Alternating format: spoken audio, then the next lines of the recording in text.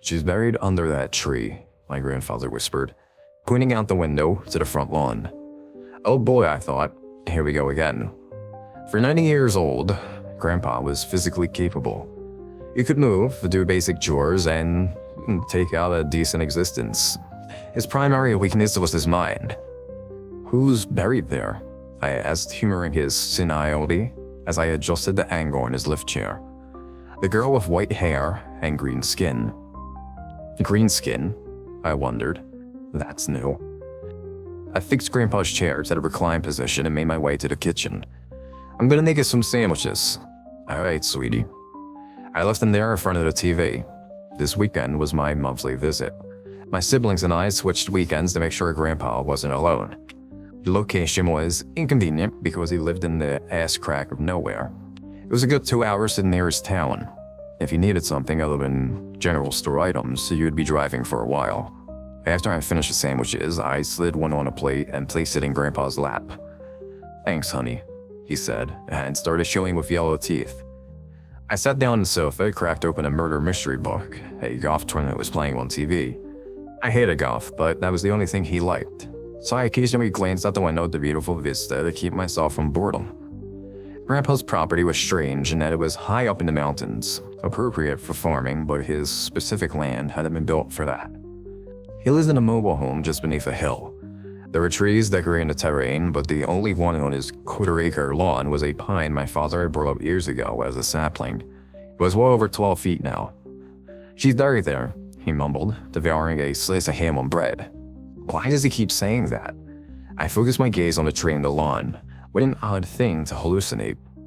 2 hours later, I was interrupted by a call from my brother, Stu. Hey, Grace, he said, his voice as cheerful as ever. How's Gramps? Coping, I said. Grandpa had fallen asleep in his chair, a half-eaten sandwich in his lap. He was resting after a late lunch. Good, he needs that. I returned to the couch, saved the spot in my murder mystery.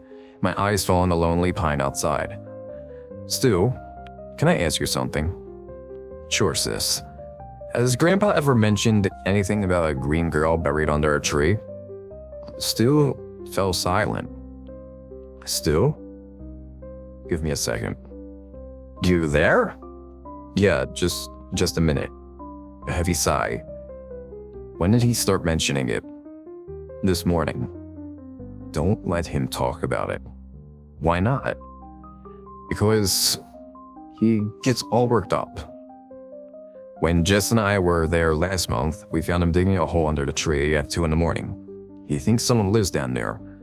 He belongs in a care home. I turned towards Grandpa, noted his feral shoulders, the muscles that had carried bales of hay and iron tools for years. Now his body was fading. Grace, I'm still here. Make sure he doesn't talk about it. It was 5:15 when I cleared the plates from the dining table. Thanks for cooking, sweetheart. Of course, Grandpa. Need help getting to bed? No, he sighed, seemingly deep in thought. He pushed himself out of his seat, waddled down the hall. It took him so long to reach the other end of the trailer. Grace, he stopped the bedroom door. Yes. You do believe me about the girl under the tree? Yes, Grandpa. Good. If anything happens, stay by my side. I'll protect you. Huh? With that, Grandpa cracked open his bedroom door and stepped inside. Thwack. My eyes shot open. It was dark, maybe 1 in the morning. Thwack. A hard metallic noise thundered in my ears. What was that? Thwack. I stumbled out of bed, disoriented, face aching with exhaustion. I ripped open the blinds. A man was swinging a tool at the foot of a pine tree. Grandpa? I raced to his room. The bed was empty. Thwack. The metal clangs grew louder. What's happening? I ran to the sofa, grabbed my phone, turned on the flashlight, and stumbled outside. The moon was barely up. Cold air bit my skin as I pulled my shirt close, covering my body. Just ahead, Grandpa was hunched at a 12-foot pine, swinging a pickaxe. I was so stunned to see him lifting the massive tool. Grandpa, where are you? She's coming, Grace. I have to set her free. Grandpa, it's 3 in the morning. I have to get her out. I grabbed Grandpa's wrist, but he shoved me back. I landed on my posterior, my flashlight's beam illuminating his face, wide with terror. "Don't stop me, Grace. If I don't let her out, she'll take you too."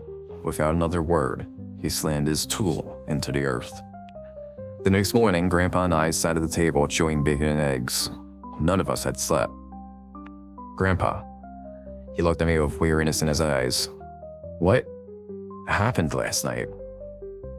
He let out a deep sigh, pulled out a worm shoebox from the cabinet. "See this?" He brought out a stack of black and white photos. "This is your grandma, Belle, and me a few years after we were married. And here," he tapped the face of an adorable boy, "is your father." In the background of the picture, I noticed a young girl, maybe 4 years old, perched on a fence, watching everyone with a miserable gaze. "Who's that?" "The green girl. She's the one who's buried under that tree. She took your father and grandmother. Now she's coming for me." "Why?" "Because she's death." "Death?" Boom. The front door lurched with sudden impact. Grandpa and I swerved our gazes deep in fear and concentration. "Didn't you think it was odd how Grandma died so young? And your father?" Boom. "This girl lived in the woods. She was there for each family member who passed on." Boom. "My uncle. And when I figured it out, I found her in the woods, made sure she never came after us again." "You killed a child?" "She's no child, Grace. She's evil, and she's coming for me." Boom. I ran to the couch, peered out the window to see a hunched figure wearing old pioneer clothes. They were bashing their fist against the door. "Someone's out there." "It's alright, Grace. She only wants me." The slamming grew more intense. I retraced my steps to the table. "Why is she harassing our family?" "I don't know, Grace, but it's been like that ever since I was a boy. Whatever you do, don't make eye contact with her." Boom! The front door caved in under the pressure. I closed my eyes, then reopened them. A strange figure stood in the doorframe, about 4 feet tall, dressed in worn rags. Her skin was as green as pine trees' leaves. Long white hair flowed down her back. "She's here." The green girl shuffled towards us across the carpet. I watched in suspense, so scared I could barely breathe. My eyes searched for a weapon and found a letter opener. I reached for it. "Stop, Grace. This has to happen." I gawked in horror as the green girl lurched up to Grandpa, let out a blood-showing gasp. The sound of her breath stung my ears. Grandpa commanded, "Only me, that's the deal."